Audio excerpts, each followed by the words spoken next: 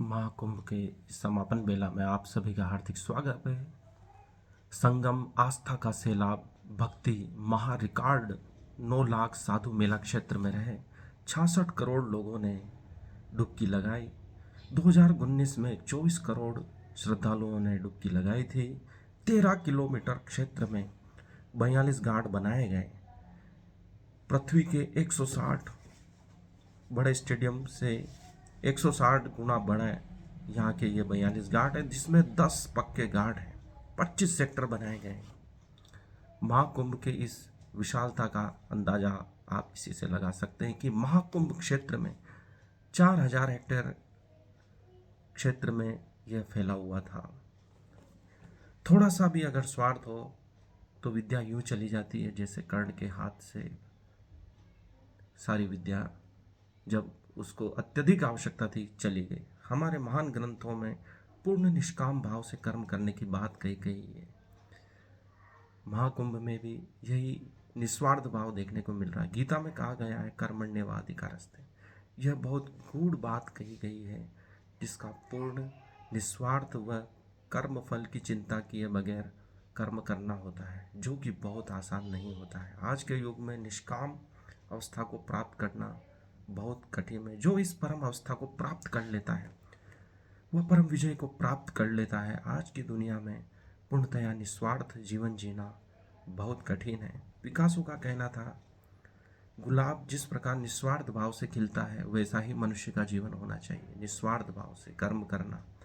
आत्मा नदी संयम पुण्य तीर्था सत्य दोध का शील तटा दयोर में तत्राभिषेकम कुरु पांडु पुत्र न वारिणा शुद्ध यदि चांतरात्मा। अर्थात हे पांडुपुत्र, आत्मा ही नदी है। यह नदी जो है हमारी आत्मा ही है। संयम ही दूसरा इसका नाम तीर्थ है। संयम का नाम ही तीर्थ है। सत्व पानी है, शील तट है और दया पूर्ण व्यवहार लहरें हैं। ऐसी आत्म नदी में स्नान करके पुण्य भागी बन केवल तीर्थ यात्रा से क्या लाभ? अंतरात्मा पानी से शुद्ध नहीं होती। यह दिसंबर 2024 की अखंड ज्योति में एक मंत्र आया है, जो निश्चित रूप से महाभारत से लिया गया होगा।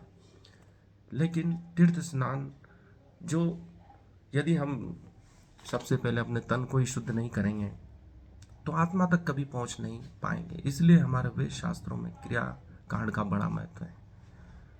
जिनकी बुद्धि बहुत ही बाहर की ओर है वे बाहर की चीज़ों से ही शुरू करें, तभी भीतर प्रवेश उन्हें मिलेगा। इसलिए शुरुआत तो करें, चाहे बाहर ही स्नान करें, फिर अपनी आत्मा में भी डुबकी लगाने का आपको सौभाग्य मिलेगा, अवसर मिलेगा, आपकी योग्यता बढ़ेगी। तो तीर्थ स्नान का बड़ा ही महत्व है। प्रयागराज में जो श्रद्धालु आए हैं उनकी अंतरात्मा में निश्चित रूप से बदलाव आया होगा। वे वैसे नहीं रहे होंगे जैसे पूर्व में थे। उनके व्यवहार में, विचारों में, आनंद में, हर एक कण कण में एक नया व्यवहार देखने को मिलेगा, एक नया आनंद देखने को मिलेगा, एक नया भक्ति भाव देखने को मिलेगा।